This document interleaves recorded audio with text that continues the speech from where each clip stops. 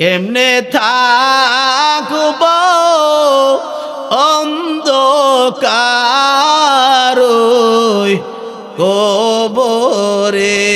দুনিয়া দুনিয়া দুনিয়া দুনিয়া দুনিয়া দুনিয়া করতে করতে তুমি একদিন বান্দা কবর পর্যন্তই তুমি চলিয়া গেলা। সন্তান সন্তান করতে করতে একদিন তুমি কবরে চলিয়া গেলা।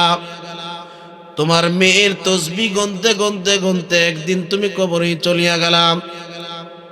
জমিনের চাষাবাসি করতে করতে করতে করতে একদিন তুমি কবরেই চলিয়া গেলা। হাত্তা যুরতুমুল মাকাবির।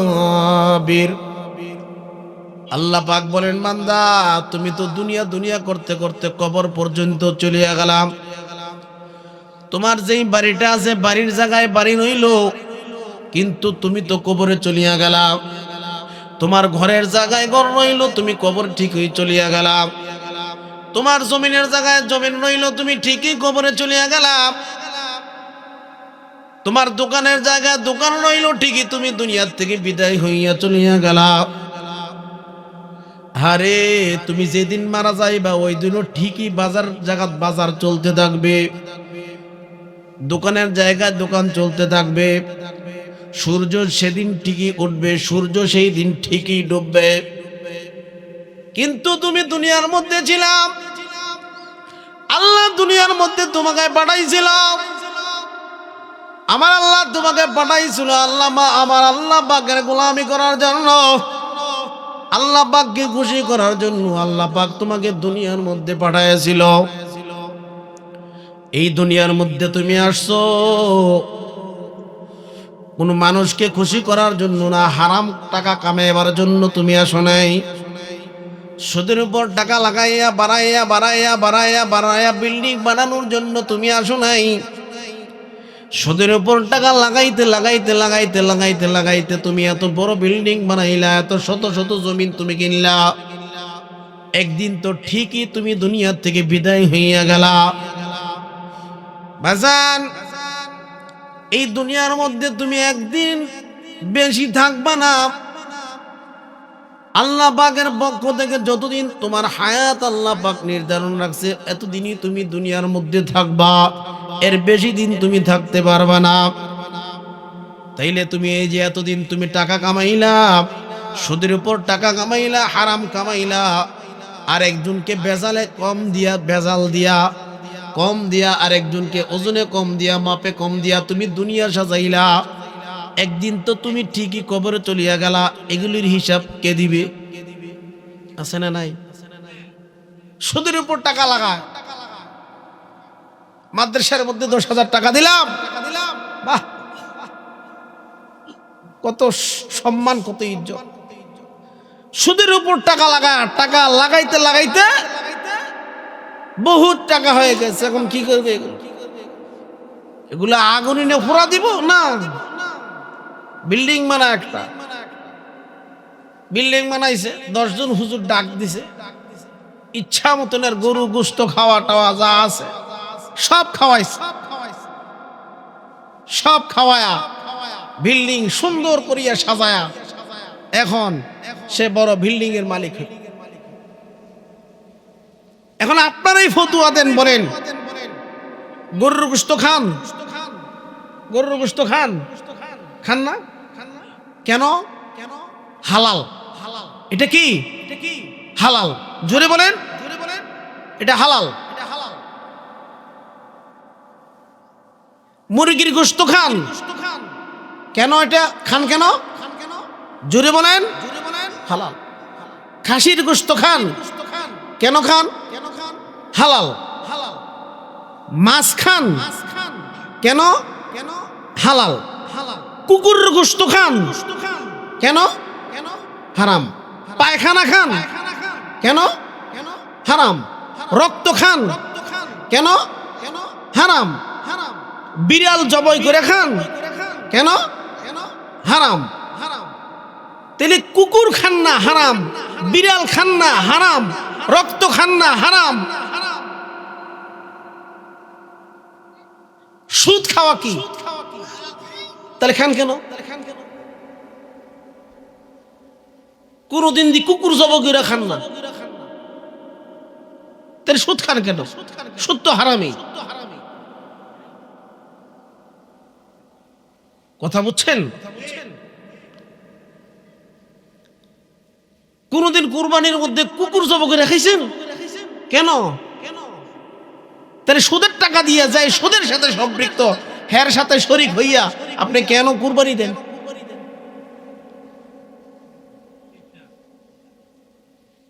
কথা বুঝছেন? এই বুঝটা আমাদের নাই।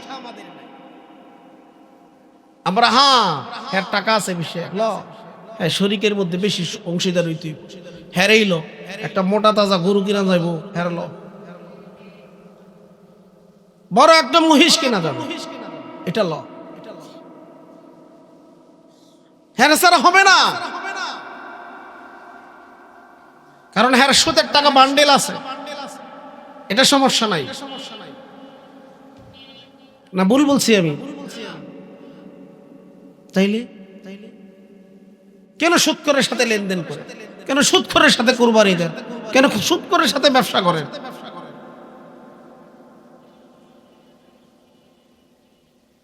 আপনি সব নিষেধ মানেন যে আল্লাহ নিষেধ করছে কুকুরের গোশত খাওয়া হারাম, এই জন্য খাই না। বিড়ালের গোশত খাওয়া হারাম, সেজন্য খাই না। পায়খানা এটা খাওয়া হারাম, সেজন্য খাই না। তাহলে সুদ খান কেন? এটা তো হারাম। আরেকজনের সদাই আপনি বিক্রি করতেছেন, 20টা কমলার মধ্যে 5টা পচা কমলা ঢুকাইয়া দিয়া আপনি টাকা কামানো শুরু করছেন। টাকা কামানো শুরু করছেন, এটা কি হালাল? তাহলে আপনার পায়খানা খাওয়ার সমান হইতো এটা। 20 কেজি আলু বিক্রি করছেন আপনি, 20 কেজি আলুর মধ্যে আপনি 2 কেজি পচা আলু তারে ঢুকাই দিছেন। এই কাজটা করলেন কেন?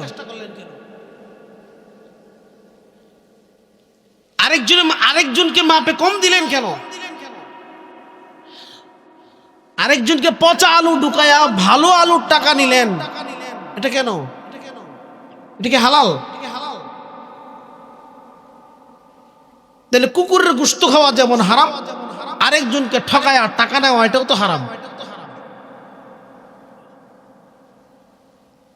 জমিন আপনার 20 ডিসিম, আইল কয় নাকি আইল বলে, আপনারা কি বলেন? লাইল বলেন। এটা কাটতে কাটতে কাটতে কাটতে আরেক বাটার ক্ষেতের মধ্যে ঢুকে যান, এক হাত আধা হাত ঢুকে যান। এই যে আধা হাত ঢুকলেন, আধা হাত জমিন চাষ করে খাইলেন, এটা কি হালাল না হারাম?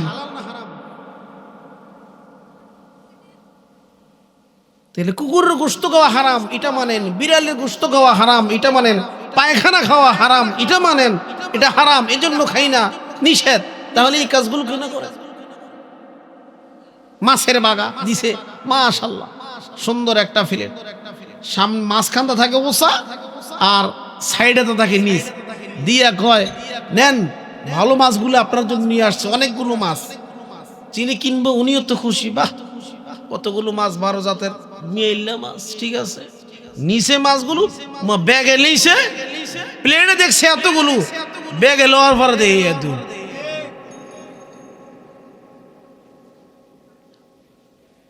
আলুর বস্তা, পেঁয়াজের বস্তা, বড় বড় পেঁয়াজ গুলো দেখা যায় উপরে দিয়ে দেয়, আর ভিতরে যত যা আছে সুসা মোসা যা আছে, ফুটকি বাগুন বাগুন যা আছে সব নিচে দিয়ে দেয়।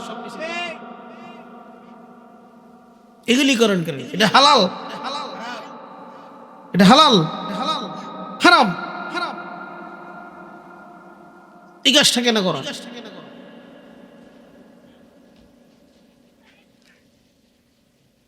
এই যে এই বিষয়গুলো, এগুলো বুঝার বিষয়।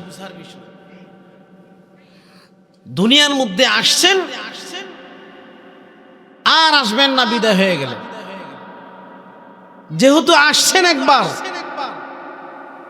আবার চলে যাবেন, আর আসবেন না, সেজন্য হারাম থেকে অবশ্যই ব্যস্ত হবে।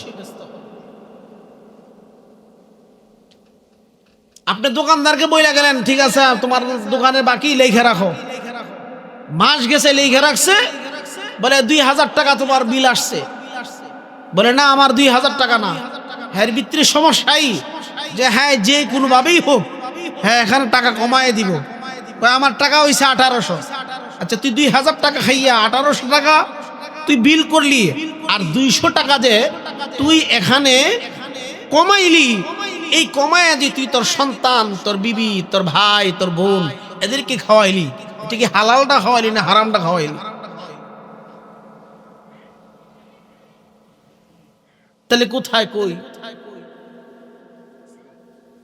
আপনি কুকুরের গোশত খাওয়া মানা এটা মানেন, বিড়ালের গোশত খাওয়া এটা মানেন হারাম, পায়খানা খাওয়া এটা মানেন হারাম, কিন্তু আপনি সুদের বেলায় হারাম মানেন না, আরেকজনকে ঠকানোর ক্ষেত্রে হারাম মানেন না, আরেকজনকে ওই জমিন চাষাবাদ করার ক্ষেত্রে আরেকজনের জমিন মাইরা খাওয়ার ক্ষেত্রে মানেন না, আরেকজনের গাছে পেঁপে পাকছে এটা রাত্রে চুরি করার ক্ষেত্রে আপনি হারাম মানেন না।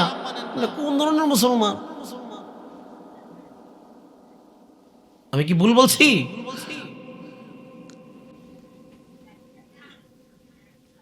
তাহলে দুনিয়া কি দিয়ে সাজাইলেন? আপনার সাজদা কেমনে কবুল হবে বলেন?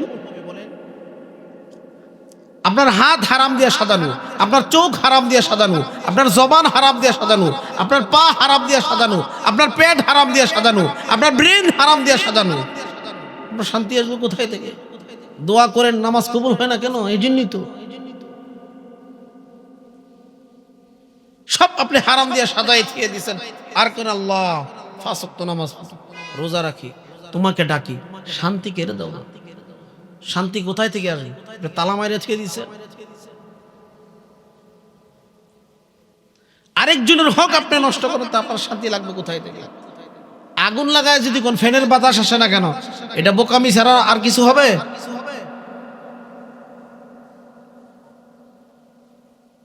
তাহলে বলেন,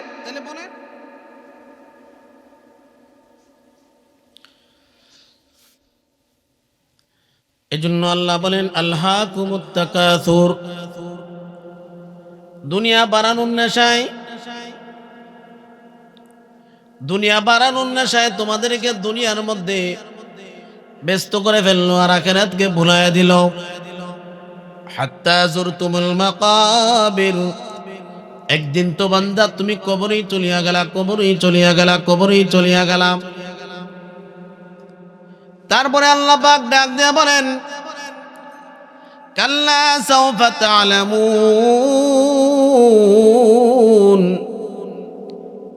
বান্দা আমি আল্লাহ জানায় দিব, আয় আয় অচিরে আমি আল্লাহ জানায় দিব। দুনিয়ার মধ্যে তুমি কত কিছু কইরা, তুমি দুনিয়ার মধ্যে দামদামি কইরা টাকা কামাইলাম, দুনিয়ার মধ্যে সুদের টাকা লাগাইয়া টাকা কামাইলাম, দুনিয়ার মধ্যে ঘুষ খাইয়া তুমি টাকা কামাইলাম, আরেকজনকে ওজনে কম দিয়েও তুমি টাকা কামাইলাম। আয় আয় কাল্লা সাউফা তা'লামুন, অচিরেই তুমি জানতে পারবা, অচিরে আমি আল্লাহ জানায় দিব। আসো, কবরের মাধ্যমে আমি আল্লাহ জানায় দিব, শাস্তি দিয়ে আমি আল্লাহ জানায় দিব। এরপরে আল্লাহ পাক বলেন সুম্মা কাল্লা সায়ালামুন, আল্লাহ পাক বলেন আমি আবারও বলতেছি, আসো আসো, জাহান্নামের আযাবের মাধ্যমে আমি আল্লাহ জানায় দিব তুমি কি অপরাধ করছো, আমি আল্লাহ নিজেই তোমাকে জানায় দিব আযাবের মাধ্যমে। বাজান, নবী হাদিসের মধ্যে জানায় দেই আল্লাহ পাক কবরের মধ্যে 3 গুণ বিশিষ্ট আলা ফেরেশতাকে আল্লাহ এখানে ফিট কইরা দিব। এমন একজন ফেরেশতা এখানে দিবেন যেই ফেরেশতার কান থাকবে বদির হাটকাল, জবান থাকবে কিন্তু কথা বলতে পারবে না, চোখ থাকবে কিন্তু ওই চোখে দেখবে না। ওই ফেরেশতা নাফরমানকে নবী বলেন হাদিসের মধ্যে তার কান বরাবর এমন একটা বাড়ি মারবে, ওই বাড়ি মারার পর এমন একটা চিৎকার দিবে, ওই চিৎকার দেওয়ার সঙ্গে সঙ্গে সে লাফ মারিয়া উঠবে। আল্লাহ পাকের সব সৃষ্টিরাই এই আওয়াজ শুনতে পাইবে। আরে নবী আরেক হাদিসের মধ্যে বলেন, কিয়ামতের দিন শুধু এদের কত শাস্তি হবে এটা তো পরের বিষয়, কিন্তু যখন কবরের মধ্যে নাফরমানকে শোয়ানো হবে, ডান পাশের মাটি বাম পাশের মধ্যে এমন জোরে চাপ দিবে। আমরা যখন হাদিস পড়ি তখন আমাদের ওস্তাদ এইভাবে শিখাইয়া দিল, সাথে নাইরা বাতি নাই রে কবরে,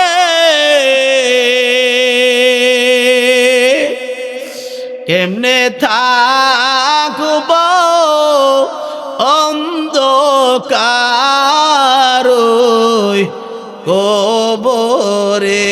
ডান হাতের আঙ্গুল যেমন বাম হাতের ভিতরে ঢুকিয়ে যায়, এমন ভাবে নাফরমানের কবর, ওই কবরের মধ্যে ডান পাশের মাটি বাম পাশের মধ্যে এমন ভাবে জুড়ে চাপ দিবে, এই চাপের জুড়ে ডান পাশের হাড্ডি বাম পাশের ভিতরে ঢুকিয়া যাবে। বাজান, নাফরমানের শাস্তি কি শুধু তাই না, না নবী আরেক হাদিসের মধ্যে জানায় দেয়, হে দুনিয়ার উম্মত শুনো শুনো শুনো, নাফরমান যখন কোন নাফরমানের জান কবজ হয়ে যাবে, আল্লাহ পাক আজরাইল আলাইহিস সালাতু ওয়াস সালামকে ডাক দিয়ে বলে, আজরাইল,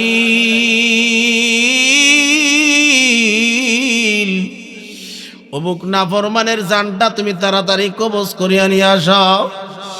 এই যে কুমার টেকের ফোরকানিয়া ওই এলাকার মধ্যে যে সুদ খায়, অমুক নামে একজন ব্যক্তি আছে, তার কাছে তুমি যাও, গিয়া তুমি তার জানটা কবজ করিয়া নিয়ে আসো। ওই নাফরমানের কাছে যাওয়ার সময় আজরাইল আলাইহিস সালাতু ওয়াস সালাম 12টা চক্ষু নিয়া এমন ভয়ঙ্কর আকৃতি নিয়ে নাফরমানের কাছে আসবে। বাজান, শুধু কি তাই না, না নবী হাদিসের মধ্যে আরো জানায় দেয়, ওই আজরাইল আলাইহিস সালাতু ওয়াস সালাম হাজার হাজার হাজার হাজার কাটাওয়ালা ছুরি নিয়া ওই নাফরমানকে মারার জন্য আসবে। হাদিসের মধ্যে নবী আরো জানায় দেয়, শুধু আজরাইল আলাইহিস সালাতু ওয়াস সালাম এই শুধু হাজার হাজার ছুরি নিয়ে আসবে না, 500 জাহান্নামের ফেরেশতাগুলোকে আনবে। এই প্রত্যেকের হাতে জ্বলন্ত তামার টুকরা থাকবে। এরপরে আজরাইল আলাইহিস সালাতু ওয়াস সালাম এই নাফরমানের মুখ দিয়া কাটাওয়ালা ছুরিগুলো ঢুকায় দিবে, শরীরের প্রত্যেকটা অঙ্গে শিরা উপশিরায় ঢুকে যাবে। এরপরে নাফরমানের জানটা আঙ্গুলের গোড়ার মধ্যে গিয়ে আটকাবে, সেখান থেকে নিয়ে বাজান পায়ের গোড়ালির মধ্যে ওই জানটাকে আটকায় ফেলবে। আর আজরাইল আলাইহিস সালাতু ওয়াস সালাম মার দেওয়া শুরু করবে। যারা যে সমস্ত ফেরেশতারা আছে সাথে, তারাও মারা শুরু করবে। এখান থেকে ছুটায় হাঁটু পর্যন্ত আনবে, এই হাঁটু পর্যন্ত আইনা আবার মারা শুরু করবে।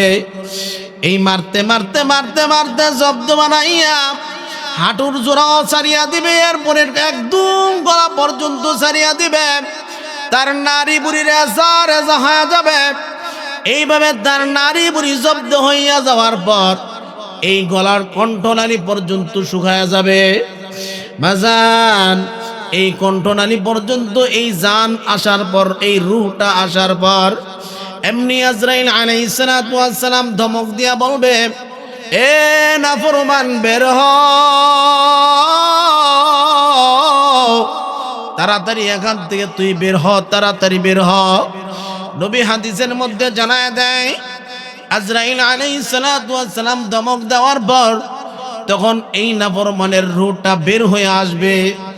এমন একটা দুর্গন্ধ ছুটবে, আমরা যেমন বাড়ির পাশে যদি কোনো কুকুর মারা যায় দুর্গন্ধ ছুটে, আর চাইতে ভয়ঙ্কর দুর্গন্ধ হবে। আজরাইল আলাইহিস সালাতু ওয়াস সালাম একটা পুরাতন ময়লাযুক্ত কাপড় নিয়ে এই রূহটাকে পেঁচাইয়া একদম আসমানের দিকে রওনা দিবে। আল্লাহ পাকের যে ফেরেশতা, এই ফেরেশতাগুলো দেখবে আসমানের দরজাগুলো তালা দিয়ে দিছে, বলে নাফরমানের জায়গা নাই, এমনি আজরাইল আলাইহিস সালাতু ওয়াস সালাম এই নাফরমানের রূহটাকে নিয়ে ওই জমিনের 7 তবক জমিনের নিচে একটা সিজ্জিল নামক একটা জাহান্নাম আছে, ওইখানের মধ্যে রেখে দেওয়া হবে। বাজান, যে নাফরমানের ঘরের মধ্যে জান কবাজ করার জন্য আজরাইল আলাইহিস সালাতু ওয়াস সালাম যায়, ওই ঘরের মানুষরা যখন কান্নাকাটি করে, তখন ওই আজরাইল আলাইহিস সালাতু ওয়াস সালাম ডাক দিয়া বলে, হে ঘরের মানুষেরা তোমরা শোনো, আমি এই মানুষটার রিজিকও আমি শেষ করি নাই, আমি তার হায়াতকেও কমায় দেই নাই, তার রিজিক সে নিজেই খাইছে, তার হায়াতটা আল্লাহর হুকুমে শেষ হয়ে গেছে। তবে তোমরা শোনো, এই ঘরের মধ্যে এখানে 5 জন যুবক আছে, এই 5 জন যুবক যতদিন এই ঘরে থাকবে ততদিন পর্যন্ত আমি মালাকুল মউত আসতেই থাকবো। তোমরা 5 জন মহিলা আছো, তোমরা যতদিন পর্যন্ত এই ঘরের মধ্যে থাকবা আমি ততদিন পর্যন্ত এই ঘরের মধ্যে আমি আসতেই থাকবো, আমি কিন্তু এই ঘরে আসা বন্ধ করব না। এই ঘরের মধ্যে যে 5টা যুবক আছে এদের যখন জান কবজ করা শেষ হবে, এই ঘরের মধ্যে আরো যত মহিলা আছে এদের জানকেও যখন কবজ করা শেষ হবে, আমার আশা তখন বন্ধ হবে। এরপরে নবী জানায় দেয়, উম্মত শুনিয়া রাখো, আরো শুনিয়া রাখো। কি শুনবো? নবী জানায় দেয়, যখন মালাকুল মউত এই রুটাকে যখন টান দিয়া বের করিয়া নেয়, তখন এই রুটা বাড়ির সম্পদ আশপাশ যা আছে সবগুলোর উপর ডাক দিয়া বলে, তোদের উপর লানত। কই আমাদেরকে লানত দেশ কেন? বলে তোর কারণে আজকে আমার এই অবস্থা। বলে না না, আমাদের কারণে তোর এই অবস্থা হয় নাই। বলে আমাদের কারণে তোর এই অবস্থা, তোদের কারণেই, তোরা সম্পদ হারাম ভাবে আসছস। বলে আমরা তোর সাথে থাকার কারণে তোকে ধনীওয়ালারা তোকে সম্মান দিছে, মসজিদের মধ্যে সভাপতি বানাইছে, তোকে অমুক জায়গার সভাপতি বানাইছে, তোকে অমুক জায়গার তোকে প্রধান অতিথি বানাইছে, এই কারণেই তুই সম্মানিত হইছস। আরে বাজান, এই দুনিয়ার মধ্যে কার জন্য আপনি কি করলেন? কার জন্য আপনি কি সাজাইলেন? নিজের স্ত্রীর জন্য গহনা দিয়া সাজায় গেলেন, নিজের স্ত্রীর জন্য বাড়ি লইয়া গেলেন, নিজের ছেলের জন্য বাড়ি বানায় গেলেন, নিজের মেয়ের জন্য বাড়ি বানায় গেলেন, নিজের সন্তানাদির জন্য গন্ডার গন্ডা ডিসিম জমিন রেখে গেলেন, নিজের বিবিদের জন্য, নিজের সন্তানগুলোর জন্য, নিজের ভাইদের জন্য সব কিছু সাজায় গেলেন, কিন্তু নিজের জন্য বাজান কি সাজাইলেন? হারাম টাকা দিয়া কিসের জন্য আপনি স্ত্রীর জন্য গহনা কিনেন? সুদের উপর টাকা লাগাইয়া কেন আপনি জমিন বাড়ান? সুদের উপর টাকা লাগাইয়া কেন আপনি সম্পদ বাড়ান? এই সম্পদ তো আপনার কোনো কাজে আসবে না বাজান। যখন আপনি দুনিয়ার থেকে বিদায় হইয়া যাবেন, এর আগ মুহূর্তে যারা নাফরমান তাদের কি হবে? যারা নাফরমান তাদের এমন অবস্থা হয়ে যাবে, এদের কণ্ঠনালী এমন শুকাইয়া যাবে, ওই কণ্ঠনালী শুকানোর পর তার মনে হবে 7টা সমুদ্রের পানিও যদি তাকে পান করানো হয় এরপরও তার পিপাসা মিটবে না। এমনি ইবলিস যেই শয়তান, ইবলিস শয়তান তার মার আকৃতি ধরিয়া, তার বাবার আকৃতি ধারণ করিয়া, তার ভাইয়ের আকৃতি ধারণ করিয়া, তার প্রিয় বন্ধু আকৃতি ধারণ করিয়া তার সামনে আইসা দাঁড়াবে। আর এই শয়তান পেশাব করিয়া একটা পাত্রের মধ্যে নিয়া বলবে, তুমি খাও, এটা তোমার জন্য আনছি। বলে তুমি আমার জন্য আনছো? হ্যাঁ তোমার জন্যই আনছি। তুমি এখন পিপাসার্থ, তোমাকে এখন পান করাইতে হবে, তবে এই পানিটা পান করার আগে আমার একটা শর্ত মানতে হবে। কি শর্ত? বলে শর্ত হইল, বলো আল্লাহ দুইজন। নাউজুবিল্লাহ। বাজান ওই মুহূর্তে বলবে, তুমি বলো আল্লাহ দুইজন। আর তার দুনিয়ার মধ্যে চলাফেরার ক্ষেত্রে যেই সমস্ত বাম দিকের লোকগুলো তার সঙ্গে চলতো, সুদখোর তার সঙ্গে চলতো, গাঞ্জাখোর তার সঙ্গে চলতো, ফেন্সিখোর তার সঙ্গে চলতো, চোর তার সঙ্গে চলতো, বদমাইশিগুলো তার সঙ্গে চলতো, ওই বদমাইশিগুলোর চোর আকৃতি ধারণ করিয়া শয়তানগুলো তার সঙ্গে থাকবে। আর বন্ধুগুলোর কাছে জিজ্ঞাসা করবে কিরে খামুনি, কয় খা। নবী জানা দেয় তখন এই লোকটা এই পেশাব পান করার কারণে নাপাক এই পানি পান করিয়া বেঈমান হইয়া দুনিয়া থেকে বিদায় হবে। বলেন নাউজুবিল্লাহ। নবী হাদিস এখানের হাদিস থেকে শিক্ষা দেয়, হে দুনিয়ার মানুষ, তুমি বাম দিকের লোকের সঙ্গে চলিও না। এ আমার যুবক ভাই, আমি তোমাদের হাতে পায়ে ধরিয়া বলিয়া যাই, আমি আর কোনোদিন আসি কিনা আমি জানি না, কিন্তু আমি দাওয়াতরা দিয়া যাই, যেই সমস্ত ছেলেরা খারাপ এদের সঙ্গে চলিও না, যেই সমস্ত ছেলেরা সিগারেট খায় এদের সঙ্গে চলিও না, যারা জুয়া খেলে এদের সঙ্গে চলিও না, যারা ফ্রি ফায়ার খেলে এদের সঙ্গ তুমি চলিও না, যারা মানুষের গাছের ডাব চুরি করে এদের সঙ্গ তুমি চলিও না। এ বাজান, আমি ওই দিন রাত্রে মসজিদে যাওয়ার সময় কনকনে শীত, এই কনকনে শীতের মধ্যে দেখলাম 20 বছরের একটা যুবক। এই যুবকটা মাত্র বিদেশ থেকে আসছে, 2-2.5 মাস হয়। এখন আসিয়া রাত্রের বেলায় চোরদের সাথে অটোর ব্যাটারি চুরি করে। অটোর ব্যাটারি চুরি করতে গিয়া ধরা খাইছে, পিছনে হাত বান্ধিয়া গাম গাছের মধ্যে বাইদা তাকে কঠিন শাস্তি দিছে। বাজান, এই যে তুমি চোরদের সঙ্গে চলিয়া তোমার চরিত্রটাকে খারাপ বানায় ফেললাম, তুমি কি ভাবছ তুমি চিরদিনই দুনিয়ার মধ্যে থাকবা? না না, তুমি চিরদিন দুনিয়ার মধ্যে থাকবা না। আল্লাহ বলেন কুলু ওয়া তামাত্তাউ কলিলান ইন্নাকুম মুজরিমুন। আল্লাহ বলেন খাও, ভোগ করো, কলিলান অল্প সময়ের জন্য, ইন্নাকুম মুজরিমুন নিশ্চয় তোমরা অপরাধী। হে সুদখোর তোমরা অপরাধী, হে ঘুষখোর তোমরা অপরাধী, হে মিথ্যাবাদী তোমরা অপরাধী। ওয়াইলু ইয়াউমা ইদিল লিল মুকাযযিবিন, ধ্বংস ধ্বংস ওইল নামক জাহান্নাম তাদের জন্য যারা মিথ্যুক, ওইল নামক জাহান্নাম যারা ধোঁকাবাজি, ওইল নামক জাহান্নাম যারা বেনামাজি। এ বাজান, তুমি চিন্তা করিয়া দেখো, তুমি কার জন্য চুরি কইরা ডাব আল্লাহ, তুমি কার জন্য চুরি কইরা পেঁপে আল্লাহ, তুমি কার জন্য চুরি করিয়া আরেকজনের খেত থেকে তুমি আলো তুলি আল্লাহ। এ বাজার, তুমি চিন্তা করিয়া দেখো, কার সম্পদ তুমি চুরি করিয়া খাইলা? একটু চিন্তা করছনি? তুমি কুকুরের গোশত খাও না, কয়টা হারাম? তুমি কুকুরের গোশত খাওয়া হারাম তুমি মানো, কিন্তু আরেকজনের ক্ষেতের জমিন চুরি কইরা খাওয়া তুমি এটা মানো না। এ তুমি কেন খাইলাম? এটা অত নিষেধ। কুকুরের গোশত খাওয়া যেমন নিষেধ, ওই আরেকজনের জমিনের আলু তোমার জন্য চুরি করে খাওয়াও নিষেধ। আরেকজনের বা গাছের ডাব খাওয়া চুরি করো তোমার জন্য নিষেধ। মসজিদের টাকা বাক্স বাইঙ্গা চুরি করে খাওয়াটাও তোমার জন্য নিষেধ। মাদ্রাসার টাকা চুরি করে খাওয়া তোমার জন্য নিষেধ। ঈদগাহের টাকা তুমি চুরি করে খাওয়াও তোমার জন্য নিষেধ। বাজার, তুমি সব মানো, কিন্তু তুমি এই দিক দিয়ে তুমি মানো না। আরে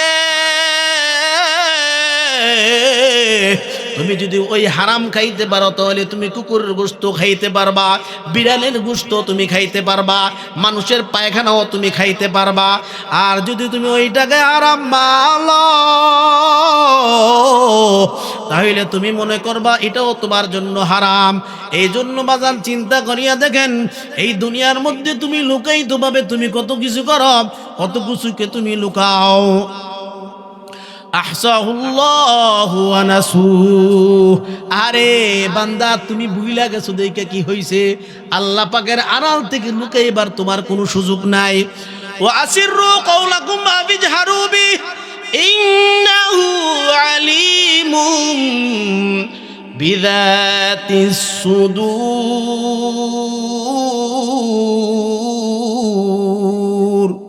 আল্লাহ পাক বলেন, হে বান্দা, আরে তুমি কথা আস্তে বলো আর জোরে বলো, তুমি প্রকাশ্যে বলো আর গোপনে বলো, তোমার অন্তরের খবর আমি আল্লাহ জানি। আল্লাহ পাক মানুষের অন্তরের খবর সবকিছু জানেন।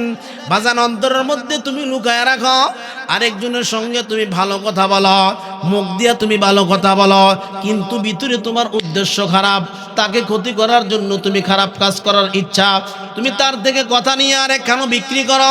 অন্তরের খবর জানে আমার আল্লাহ।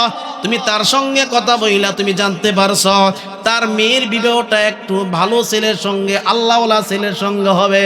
তুমি শোনার পর তার সঙ্গে ভালোবাসার সম্পর্ক দিয়া বাহবা দিয়া তুমি তাকে খুব আনন্দ করিয়া তুমি চলিয়ে গেছো। একটু পরে যে ছেলের সঙ্গে তার বিবাহ হবে, ওই ছেলের কাছে গিয়া, ওই ছেলের বাড়িতে গিয়া তুমি গিয়া জানায় দাও কার মেয়ে তুমি বিয়ে করতে যাও। এটা আরেকজনের লোক কথা কয়, আছে না নাই? অন্তরের খবর জানে কে? আল্লাহ পাক জানে অন্তরের খবর।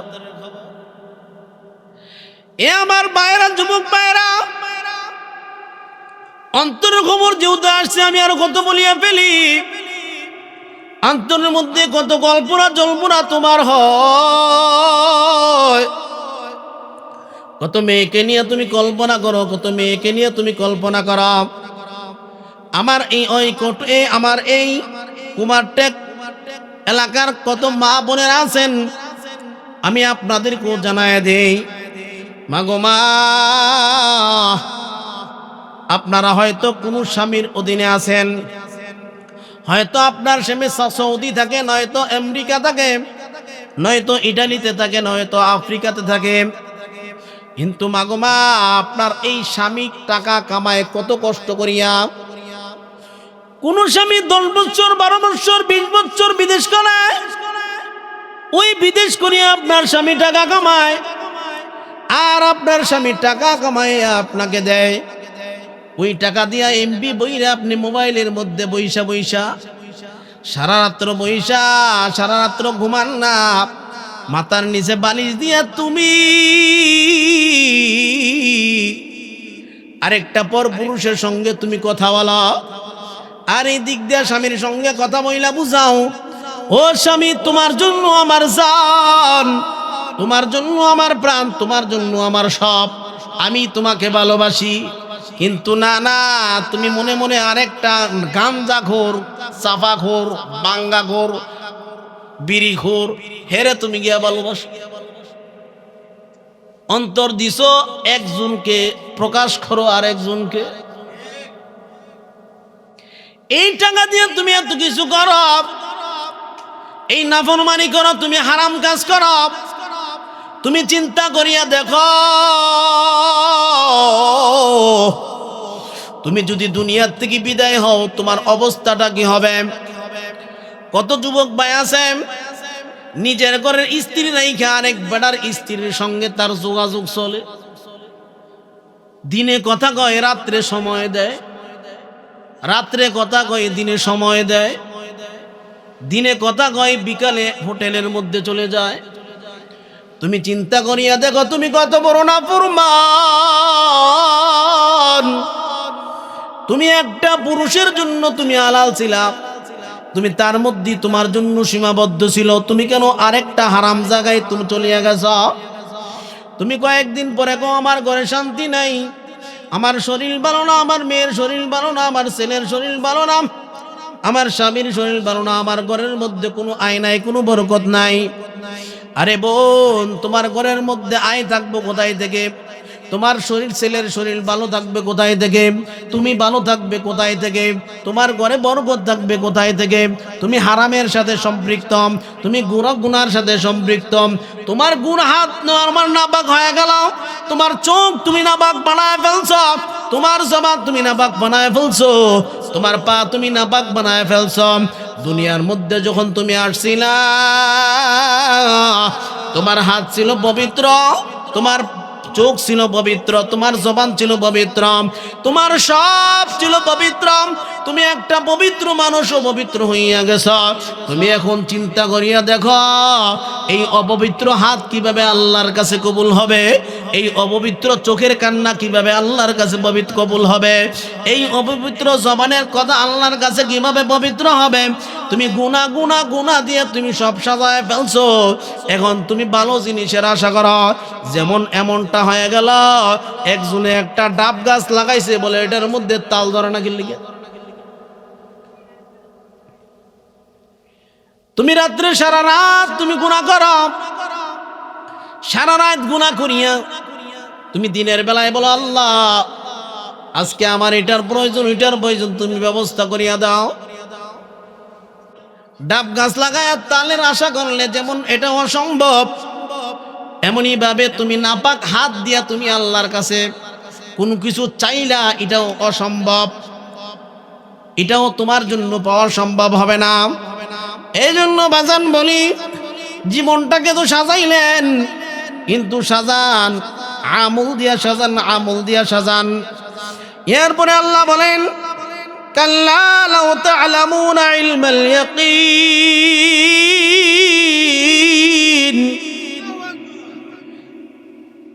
এ বান্দা তোমরা শোনো, যদি তোমাদের নিশ্চিত জ্ঞান থাকতো তাহলে তোমরা আদৌ ইবাদত থেকে গাফেল হইতে না। নিশ্চিত যদি বিশ্বাস থাকতো আরে এই গুনাহ করলে আমার জন্য কঠিন শাস্তি হবে, এটা তোমার পরিপূর্ণভাবে বিশ্বাস নেই। নামাজ না পড়লে আমার গুনাহ হবে, এটা তোমার পরিপূর্ণভাবে বিশ্বাস নেই। রোজা না রাখলে আমার গুনাহ হবে, এটা তোমার পরিপূর্ণভাবে বিশ্বাস নেই। আমার স্বামী আছে এরপরও আমি আরেকজনের সঙ্গে কথা বলি, এটা যদি তোমার অপরাধ এটা নিশ্চিত বিশ্বাস হইতো, তাহলে তুমি নিশ্চিত বিশ্বাস এটা হইলে জীবনে তুমি এই কাজ করতা না। আরেকজনের জমিন মাইরে খাওয়া এটা যদি তোমার নিশ্চিত বিশ্বাস হয়তো এটা বড় অপরাধ, তাহলে তুমি কোনোদিন তুমি এই মানুষটার জমিন মাইরা তুমি খাইতা না, তুমি কোনোদিন আরেকজনের উপর আঘাত করিয়া তুমি চলতা না। এই নিশ্চিত বিশ্বাস না থাকার কারণে তোমরা এই অপরাধ, এই কারণেই তুমি নামাজ পড়ো না, এই কারণেই তুমি রোজা রাখো না, এই কারণে তুমি হজ করো না, এই কারণেই তুমি যাকাত দাও না, এই কারণেই অন্যের মাল তুমি চুরি কইরা খাও, এই কারণেই তুমি আরেকজনের ডাব গাছের ডাব চুরি করে খাও, আরেকজনের পেঁপে তুমি চুরি করিয়া খাও, আরেকজনের ঘর তুমি ধ্বংস করিয়া দাও। রাজনীতির মধ্যে পড়িয়া একটু কথায় কাটাকাটি হওয়ার কারণে যদি তুমি বিশ্বাস করতা রে আরেকজনের সম্পদ কিভাবে আমি নষ্ট করি, আল্লাহ তো আমাকে কঠিন আযাব দিব, আল্লাহ তো আমাকে কঠিন শাস্তি দিব। আল্লাহ তো নিজেই ঘোষণা করেছেন কাল্লা সাউফা তা'লামুন, নাফরমান আমি আল্লাহ কবরের মধ্যে শাস্তি দিয়া তোদেরকে জানায় দিব। আয় তোরা আয় আয় আয়, আমি আল্লাহ কেমন আযাব দিব, আমি আল্লাহ কেমন আযাব দিব, আমি আল্লাহ জানায় দিব, শাস্তির মাধ্যমে আমি আল্লাহ জানায় দিব। তাড়াতাড়ি আয়, কবরের মধ্যে আয়, আমি আল্লাহ জানায় দিব। ফুলসিরাত মিজান হাসর নাসর বিশ্বাস করস নাই, পরিপূর্ণভাবে বিশ্বাস না করার কারণে আজকে এই গুনাহ করতেছে। এ বাজান দুনিয়ার মধ্যে কিন্তু সব সময় আসবেন না। এরপরে আল্লাহ পাক বলেন লা তারাউন্নাল জাহিম,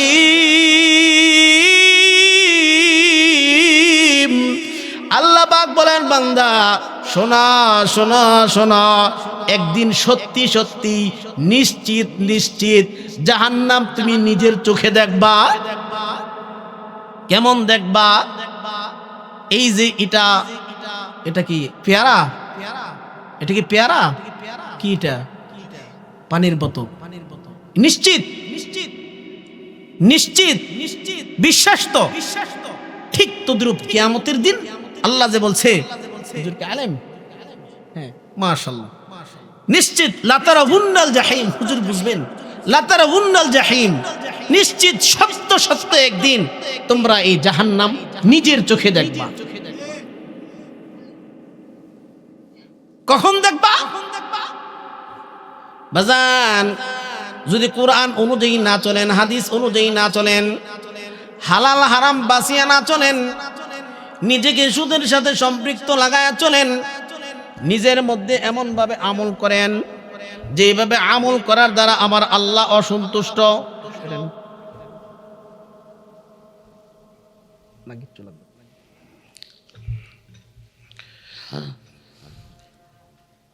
যেইভাবে আমার আল্লাহ চললে অসন্তুষ্ট।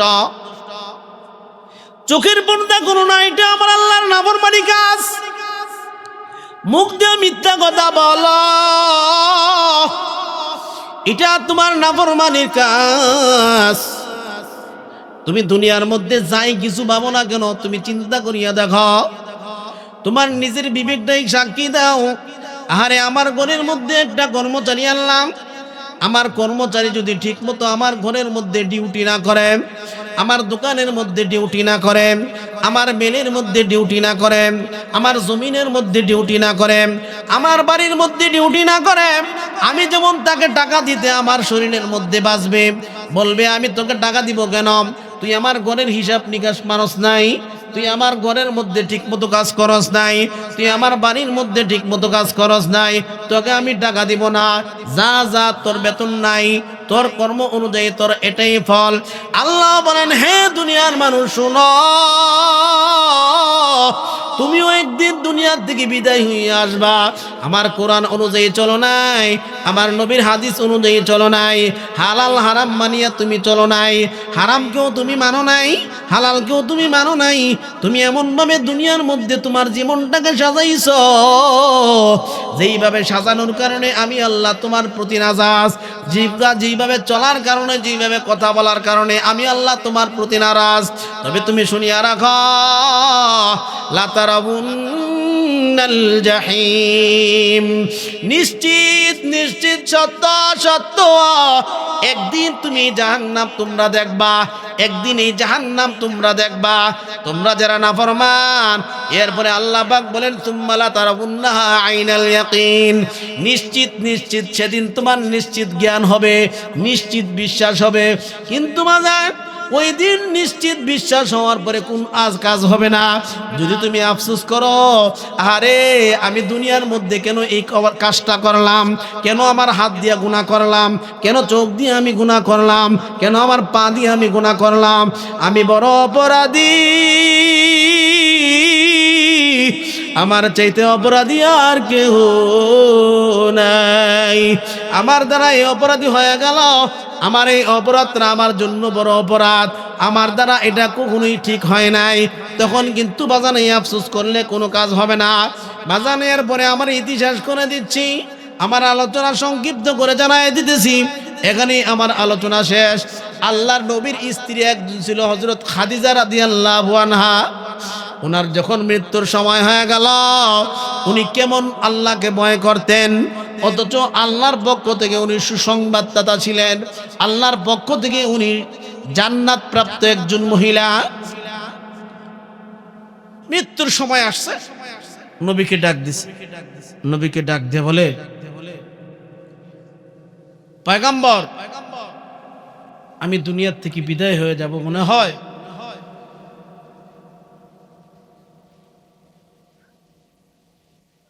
আপনি আমাকে কবরে রাখার সময় আপনি আমার সাথে থাকবেন, আর আমার প্রশ্নের জবাবগুলো আপনি দিবেন। আল্লাহর নবী তখন বললেন, খাদিজা তুমি যাও, তোমাকে স্বাগত জানানোর জন্য দুইজন মহিলা। তার মানে তোমার কোনো ভয় নাই, তুমি কোনো ভয় পাই না, তোমার কোনো ভয় নাই, তুমি ভয় পাই না। হযরত খাদিজা বলেন, পয়গম্বর, দুইজন মহিলা যে আসবে আমি তো জানি, আমারে ছাড়া আপনার আর কোনো বিবি নাই। রাসূল কই না, ইতিহাসের পাতায় আল্লাহ পাক ঘোষণা দিয়েছেন, জান্নাতে আমার দুইজন মেয়ের সাথে আমার বিবাহ হবে। কারা তারা? একজন হইল ফেরাউনের নির্যাতনে নির্যাতিত হইয়া দুনিয়ার থেকে বিদায় হয়েছে। হযরতে আসিয়া আলাইহিস সালাম, আরেকজনকে হযরতে মারিয়াম আলাইহিস সালাম, স্বামী ছাড়া ওনার পেটের মধ্যে আল্লাহ একজন নবী দান করেছে। এই দুজন মহিলা তোমাকে স্বাগত জানানোর জন্য আসবে। তার মানে হযরত খাদিজা রাদিয়াল্লাহু আনহাকে আল্লাহর রাসূল বুঝাইতে চান, তো আর কোনো ভয় নাই, তুমি ভয় পাও না।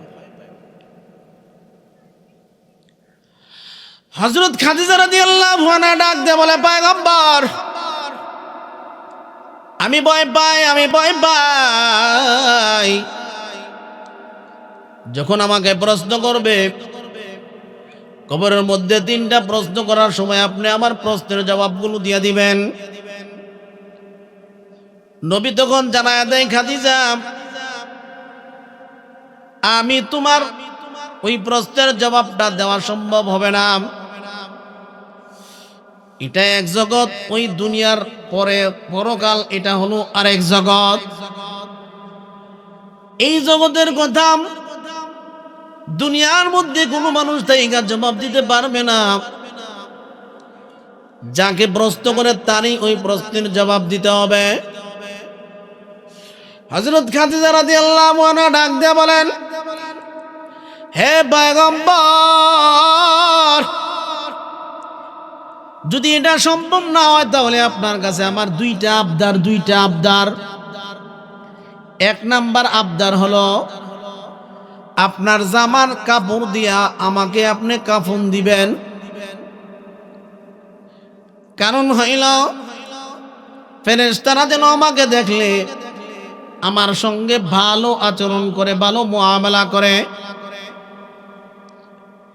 দুনিয়ার মধ্যে যেমন বিভিন্ন রঙের বিভিন্ন দলের জার্সি কিনলে বোঝা যায় ইনি আর্জেন্টিনার লোক, উনি ব্রাজিলের লোক, ঠিক তদ্রুপভাবে হযরত খাদিজা বুঝাইতে চাইছেন, আরে আপনার এই জামা পরার কারণে যেন ফেরেশতারা আমাকে বুঝতে পারে আমি নবীর দলের লোক, আমি নবীর সুন্নতের দলের লোক, আমি নবীর আশিক। আল্লাহর নবী বললেন, ঠিক আছে, যাও খাদিজা, আমার জামা পরাইয়া আমি তোমাকে কাফন দিব। এখান থেকে মুহাদ্দিসিনে কেরাম জানা দেয়, হে দুনিয়ার মানুষ, তুমি দুনিয়াতে চলতেছো, কার সঙ্গে তোমার চলা, কার সঙ্গে তোমার উঠা বসা, তুমি একটু তোমার বিবেকটা দিয়া তুমি যাচাই বাছাই করো। তুমি কি হক পথে আছো, তুমি কি নবীর দলের মধ্যে আছো নাকি নবীর দলের বাহিরে আছো, নিজেকে তুমি একটু যাচাই বাছাই করো। এরপরে তুমি তোমার জীবনটাকে তুমি পরিচালনা করো।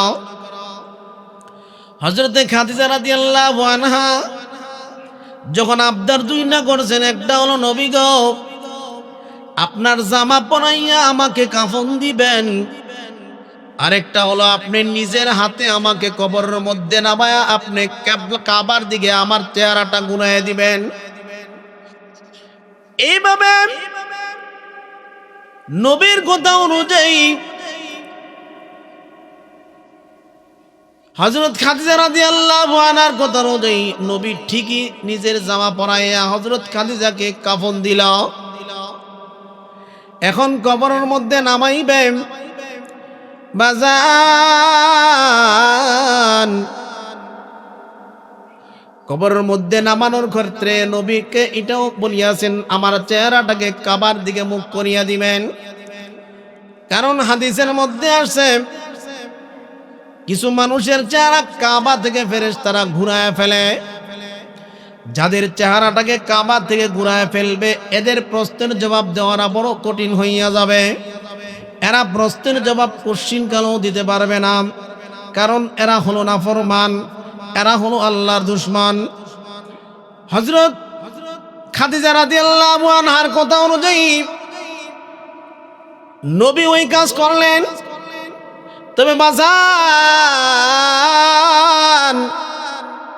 শুনিয়া রাখেন, নবী জানায় দিছে এক হাদিসের মধ্যে, কবরটা কাহারো জন্য হবে জান্নাতের বাগান, আর কাহারো জন্য হবে এই কবরটা জাহান্নামের গর্ত। আল কবরু রাউযাতুম মিন রিয়াজিল জান্নাহ আও হুফরাতিম মিন হুফারিন নার। নবী জানায় দেয় এই কবরটা কাহারো জন্য হবে জান্নাতের বাগান, আবার কাহারো জন্য হবে জাহান্নামের গর্ত। যার চেহারাটা ফেরেশতারা কাবার দিকে ঘুরাইয়া ভিন্ন দিকে ঘুরাইয়া দিবে, ওই মানুষটার ঠিকানা হবে জাহান্নাম। আর যে মানুষটার চেহারাটা কাবার দিকে থাকবে,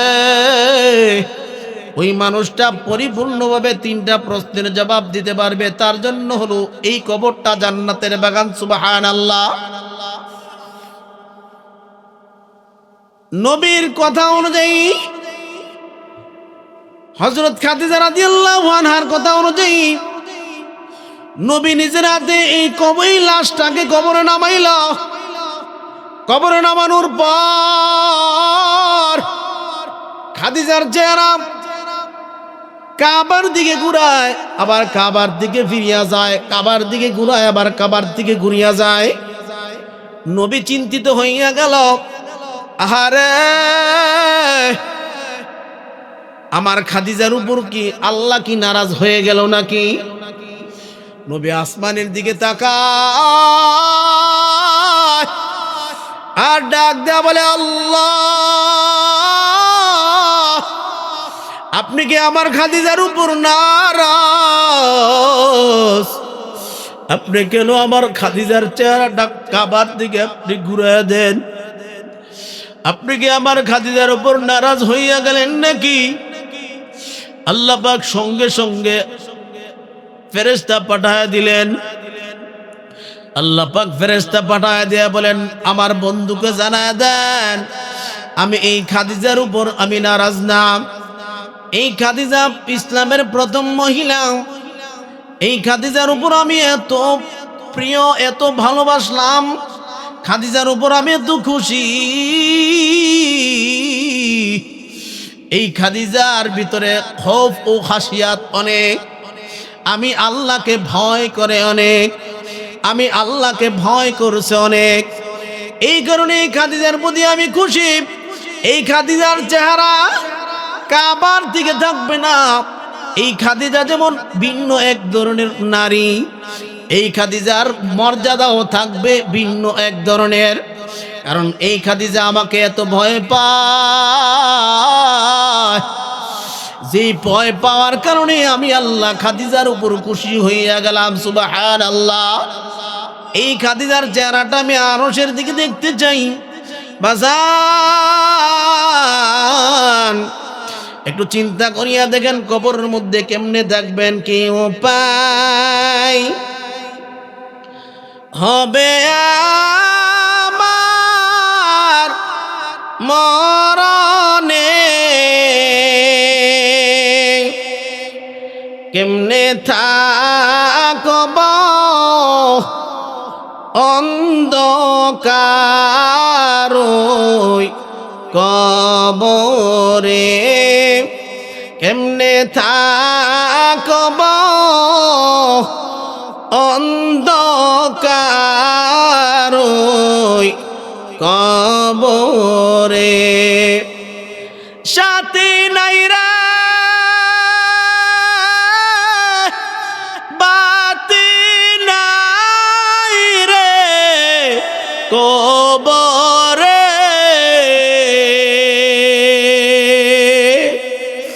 কেমনে থাকব অন্ধকার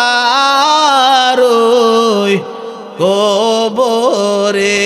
কি উপায় হবে আমার মরণে? কেমনে থাকব অন্ধকার কবরে? বাজান আমার আলোচনা আমি শেষ করেই দিচ্ছি।